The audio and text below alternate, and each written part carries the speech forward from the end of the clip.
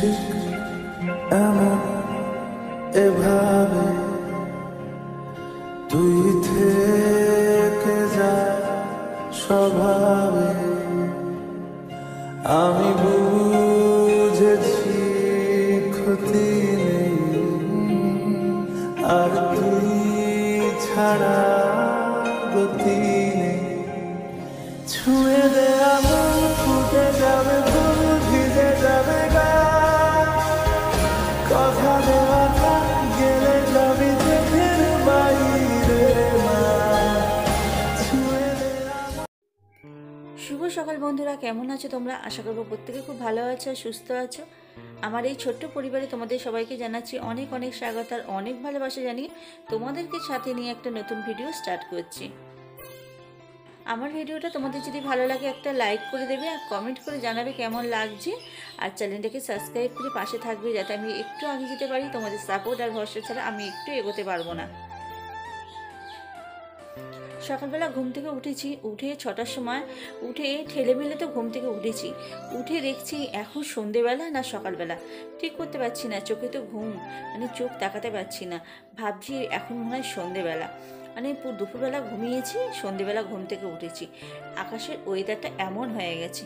কালকে রাত্রে তো প্রচণ্ড পরিমাণে গরম পড়েছে, দুদিন যা গরম পড়েছে, সকালবেলা একদম পুরো ঠান্ডা করে দিয়েছে। যেরকম গরম পড়েছে সেই রকম ঠান্ডা করে দিয়েছে। তার সাথে সকালবেলা উঠে যেরকম আকাশটা আর বিদ্যুৎ চমকানো, তাড়াতাড়ি করে উঠে বারান্দার ঘরে সব পাখা অফ করলাম, পাখার সুইচগুলো সব অফ করলাম, ফ্রিজের কট খুললাম, সব অফ করলাম। কারণ এত পরিমাণে বিদ্যুৎ চমকাচ্ছে না, সোরা ঘর পুরো আলো হয়ে যাচ্ছে, এরকম হচ্ছে। তার সাথে সাথে আমাদের সজনে গাছের ডালগুলো তো মরমর করে ভেঙে পড়লো এত ঝড়ে। তো সকালবেলা বসে বসে খানিকক্ষণ বৃষ্টি দেখে নিলাম। বৃষ্টি দেখতে কার না ভালো লাগে, বেশ লাগলো জানলার পাশে বসে বসে বৃষ্টি দেখতে। বৃষ্টির সময় তো কারেন্ট অফ ছিল, কোনো কাজকর্ম করতে পারিনি, পুরো অন্ধকার ছিল।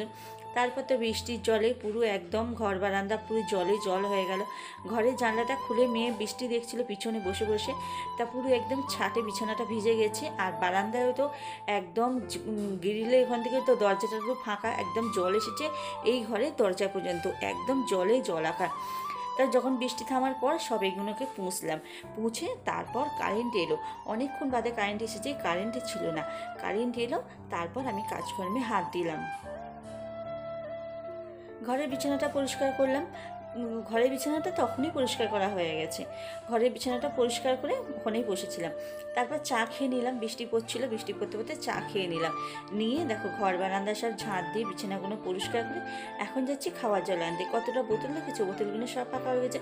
তোমাদেরকে তো বলেছি আগে আমি যেখান থেকে জল নিই সেই কলটা ভেঙে গেছে, তাই পাশের বাড়ি একজনদের বাড়ি থেকে জল নিতাম।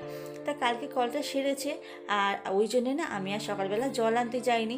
আমি কল সেরেছে, কল থেকে জলটা নেবো, আর ওদের বাড়ি থেকে জল নিইনি। আর দেখো আমার উঠোনের অবস্থা দেখেছো কী হয়েছে, একদম পা দেওয়া যাচ্ছে না, পা দিলেই পা ঢুকে যাচ্ছে, এত পরিমাণে কাদা হয়েছে সামনেটা। এইবার খাওয়ার জল যখন কলে আনতে গেছি, আনতে গিয়ে দেখি একদম জল খাওয়া যাচ্ছে না, জলে কেমন একটা কেরাসিন মতন গন্ধ বেরোচ্ছে আর পাক পাক গন্ধ বেরোচ্ছে। তখন কি করব, রান্নার জন্য হাফ বালতি জল আনলাম আর দুখানা বোতলে হাতে করে জল নিয়ে এলাম, এই তরকারিতে জল দিয়া বা যদি রান্না যায় ওই জন্য, নাহলে ওই কলের জল একদম খাওয়া যাবে না। আবার দেখি কেউ কল ছাড়লে তার বাড়ি থেকে গিয়ে জল আনতে হবে, কারণ আমার ঘরে একদম জল নেই।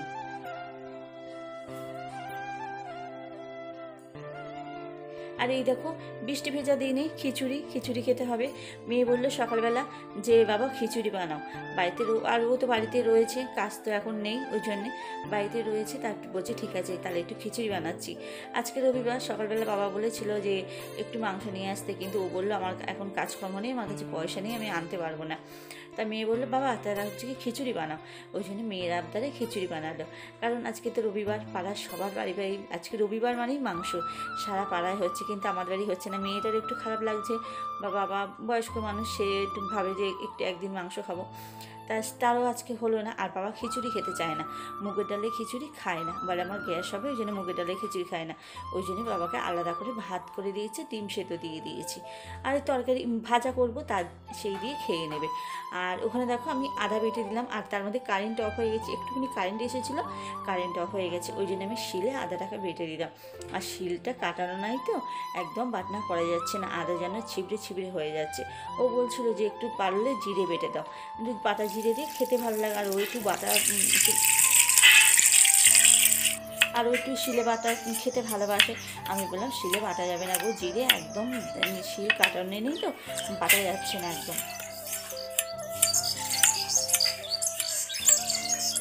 আর এখানে আমি না হচ্ছে বটিতে কাটছিলাম, বটিতে কাটতে পারছি না, বুড়ো আঙুলটা যে চাপ দিতে হচ্ছে না নারকোলটা, চাপ দিতে পারছি না, হাতটা এত ব্যথা রয়েছে, মানে কালকে থেকে হাতটা এত ব্যথা, আমি কোনো কাজ করতে পারছি না।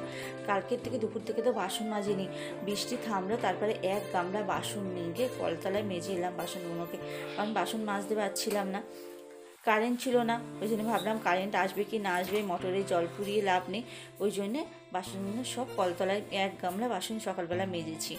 আর এখানে দেখো রান্না হয়ে গেছে, নারকেল ভাজা হয়েছে, আর এখানে আলু ভাজা হচ্ছে, আর ওখানে খিচুড়িটা বসানো হয়েছে। খিচুড়িটা আজকে এত চাল দিয়ে করা হয়েছে, খেতেও সুন্দর হয়েছে। আর হাঁড়িতে দিয়েছে, ভাবলো যদি হয়ে যায়, কিন্তু হাঁড়িতে হলো না, হচ্ছে ডালের পরিমাণটা একটু বেশি রয়েছে, আর ওখানে ডালটা রয়েছে না, তা ডালটা পুরোটাই দিয়ে দিয়েছে, দিয়ে এই যে কড়াই মশলা করেছে, করে ডেকচির মধ্যে দিলে নাড়তে সুবিধা হয়, আর হাঁড়িতে তো হচ্ছে হাঁড়িতে নাড়তে অসুবিধা হয়, তলা লেগে যাওয়ার ভয় আছে।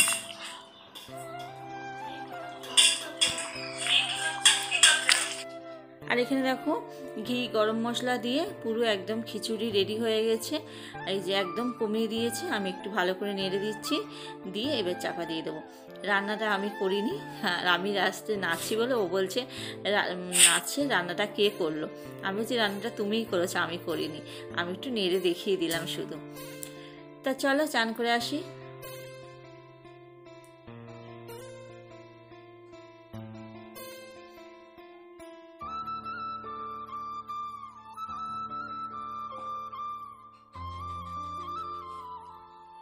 পুজোটা দিয়ে দিলাম, আর ওখানে দেখলে তো বেসনটাকে ফাটিয়ে রেখে দেওয়া হয়েছে, বেগুনিটা এখন করব না, বেগুনিটা খাওয়ার সময় করব, কারণ হচ্ছে ঠান্ডা হয়ে গেলে বেগুনি তো ভালো লাগে না, খাওয়ার সময় গরম গরম ভাজবো। আর চানটা করে এলাম, আজকে মাথায় তেল দিয়ে একদম বেশি অনেকটা মাথায় তেল দিয়ে একদম চুলটাকে ভিজিয়ে চানটা করে এসেছি। মাথাটা একদম রাত্রিবেলা না ব্যথা হচ্ছে, আর গরম হচ্ছে, 2 দিন এত গরম পড়েছে না, মাথা পুরো যন্ত্রণা শুরু হয়ে যাচ্ছে। আর এই দেখো ঘর বারান্দা পুঁছেছি, পুঁটে ধুয়েছি, এইখানটার সামনেটা পুরো ঝাঁট দিয়েছি। আকাশের ওয়েদারটা দেখো পুরো মেঘলা একদম। তা মেয়ের আর আমার কাচাকুচি তো আজকে করিনি, মেয়ের দুখানা জামা আর আমার কাপড়টাই শুধু ধুয়ে দিয়েছি, কাচাকুচি করলে তো কিচ্ছু শুকোবে না। সব ঝাঁট দিয়ে সামনেটা জল জমে গেছিলো, সামনেটা গর্ত তো জল জমে গেছিলো, ঝাঁট দিয়ে পরিষ্কার করে দিয়েছি। দিয়ে এবার চান ধান করলাম, বিভিন্ন মেলে দিচ্ছি, যতটা আসিয়ে যায় ভালো। আর এখানে মেলে দিয়ে সবে ঘরে গিয়েছি, আর ঝমঝমিয়ে বৃষ্টি এসেছে, আবার আমি সব তুলে সিঁড়ির পথে মেলে দিয়েছি। মেলে দেওয়ার পরে খাওয়া দাওয়া করে যে শুয়েছি, তারপর আবার একটু ঝেঁকে রোদ্দুর উঠেছে, যা রোদ্দুর উঠেছিল জামা কাপড়গুলো কিন্তু আসেই যেত, কিন্তু এই বৃষ্টি পড়লো বলে আমি খেয়ে দিয়ে একটু শোবো, আর ইচ্ছা করবে না, ওই জন্য আবার তুলে রেখে দিই।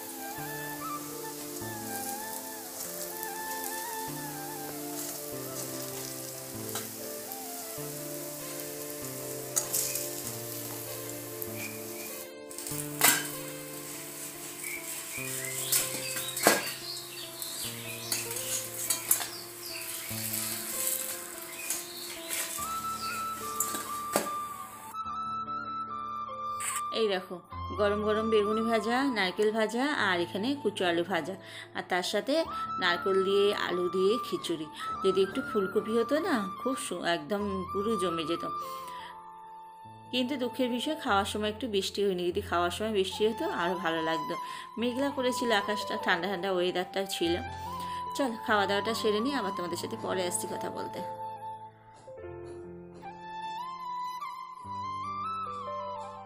শুভ সন্ধ্যা বন্ধুরা। এখন সন্ধেবেলা ওই 7টা মতন বাজে। এখন দেখো চা করে নিয়ে এলো, চা আর মুড়ি আর শসা।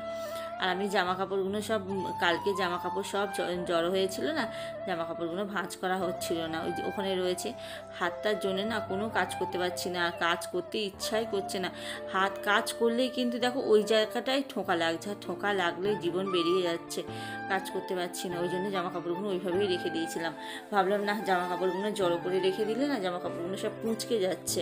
ওই জন্য মনে করলাম না চা খেয়ে নিয়ে বসে থাকবো না, জামা কাপড়গুলো সব ভাঁজ করে ফেলি। আর এই যে মেয়ে স্কুলের সব কালকে কেচে দিয়েছিলাম, সেই সব কালকের জিনিসপত্র এইগুলো সব এই যে ভাঁজ করে রেখে দিলাম। আর ওই জিনিসগুলো সব আনলায় রেখে দেবো। আর কী হয়েছে জানো, কি মনে হাসিও লাগে, মানে জামা কাপড়গুলো এই আনলায় রেখে দিচ্ছি না, ইঁদুরে কাটছে। দুখানা ভালো গেঞ্জি ওর পুরো ইঁদুরে না আশলায় কেটেছে। প্রথমে ভাবলাম ইঁদুরে কেটেছে, তারপর ভাবছি ইঁদুরে কাটেনি, ওগুলো না ছোট্ট ছোট্ট সব ফুটো করেছে, আশলায় সব কেটেছে। আনলায় কিছুই রাখতে পারছি না জানো। আর এই দেখো এখানে একটা কাঁথার অর বলেছিলাম না, কাঁথার অর সেলাই করবো, অরটাকে 2 দিক সেলাই করেছিলাম, এখনও 2 দিক সেলাই করা বাকি ছিল। ওই হাতের জন্য তো করতে পারছিলাম না, ওই হাতের জন্য আমার সব কাজ ঢিসমিস হয়ে যাচ্ছিল, কাজগুলো একদম হচ্ছিল না। তা আজকে একটু হাতের ব্যথাটা কম আছে, আর ওই বুড়ো আঙুলটা চেপে এই যে ছুঁয়ের ফোড়গুলো তুলতে হবে, একদম পাচ্ছিলাম না। তারপরে ভাবলাম না বসে আছি যেখানে করেই ফেলি। তো একদম অরটা সেলাই কমপ্লিট করে তারপর উঠেছি। উঠে খাওয়া দাওয়া করে এই যে বিছানা করেছি, আজকে ঠান্ডা ওয়েদার, পাখা চালাবো না, চাদর গায়ে দিয়ে শুয়ে পড়ছি। চলো বন্ধুরা আজকের ভিডিওটা এই পর্যন্তই। আমার ভিডিওটা তোমাদের যদি ভালো লাগে একটা লাইক করে দিও, কমেন্ট করে জানিও কেমন লাগছে, সাবস্ক্রাইব করে চ্যানেলটার পাশে থাকো। কালকে একটা নতুন ব্লগের সাথে তোমাদের সাথে আবার দেখা হবে, ততক্ষণে সবাই ভালো থাকো, সুস্থ থাকো। গুড।